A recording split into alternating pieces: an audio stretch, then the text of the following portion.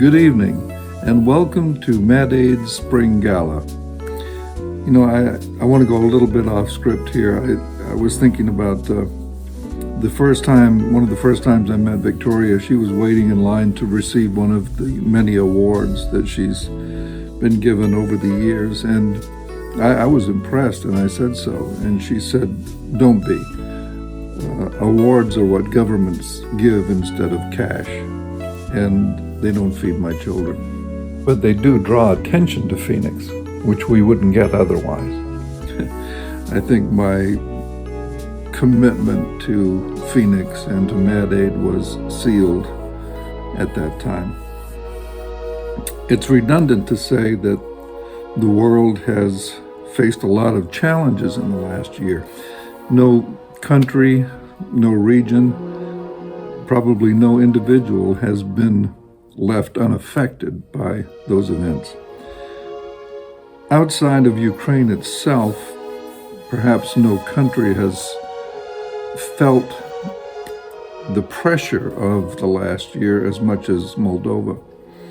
And within Moldova, perhaps no place has felt it more acutely than Mad Aid's Phoenix Center in Rishkan, a small city in the north of Moldova.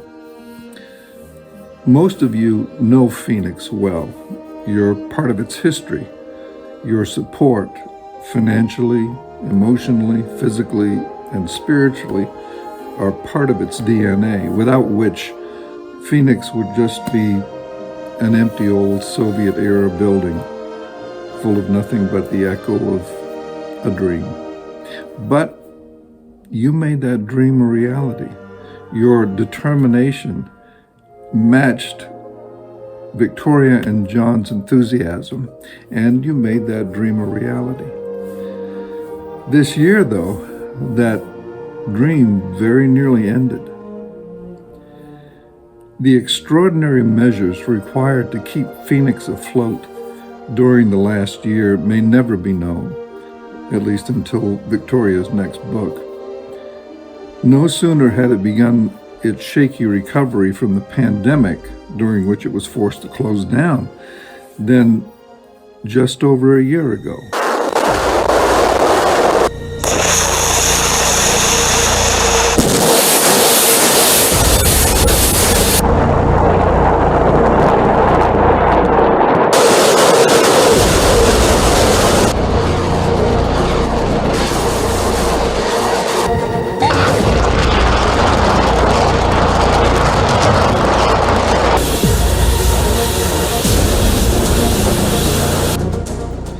Victoria and John decided to dedicate Phoenix to the relief effort, specifically providing desperately needed aid for some of the 300,000 women and children refugees who poured into Moldova in the first 2 weeks after the Russian invasion.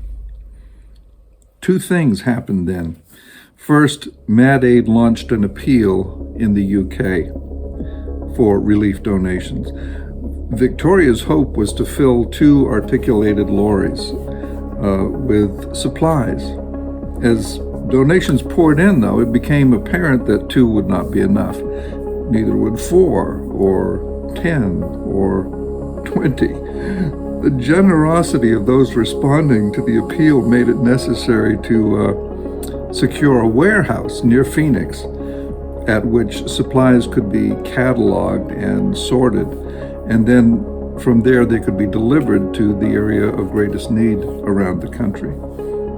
This required heroic efforts on behalf of volunteers and workers alike, most especially that of Snezhana Bostan, who took over the warehouse and did a superhuman job.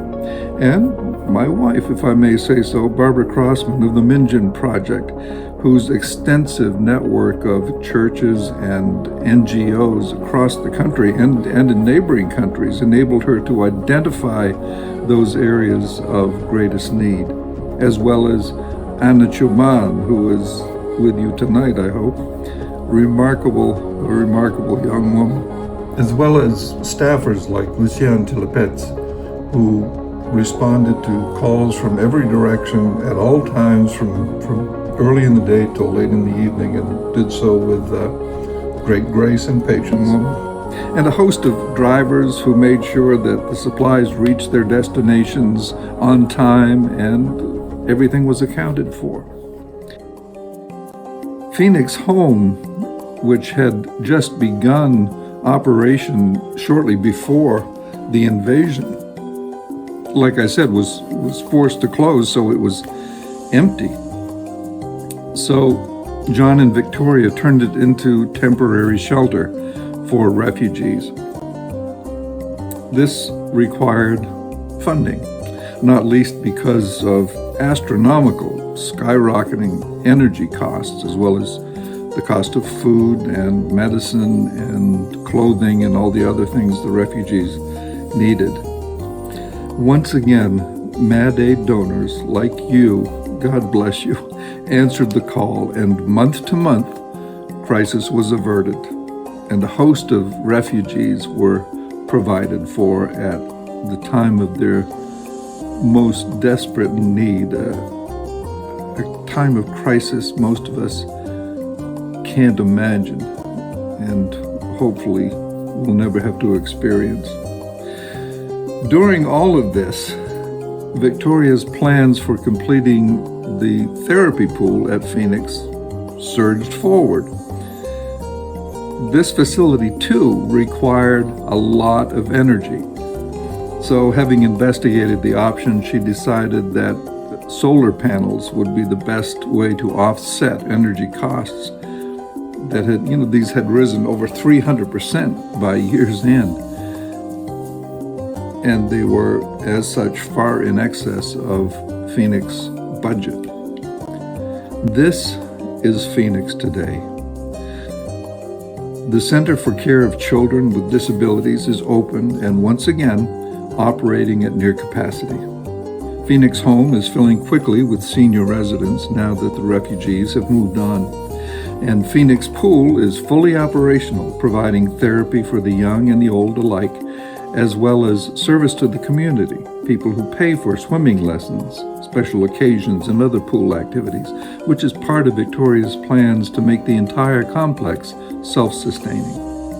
And the solar panels are in place, but only half paid for. So, once again, Mad Aid turns to our faithful patrons and potential new donors to help complete this important project. I've had the great pleasure of being a tiny part of fundraising efforts for Phoenix almost since the beginning. I've seen both the generosity of its patrons and volunteers, as well as the way time and money are spent with meticulous care in order to maximize every penny and every minute. I've met a lot of heroes in that time, genuine heroes, from those who serve on the board to those who drive the trucks to those who maintain the facility and care for people within the facility. And for those of you who are already part of that story, thank you. Thank you so much from all of us.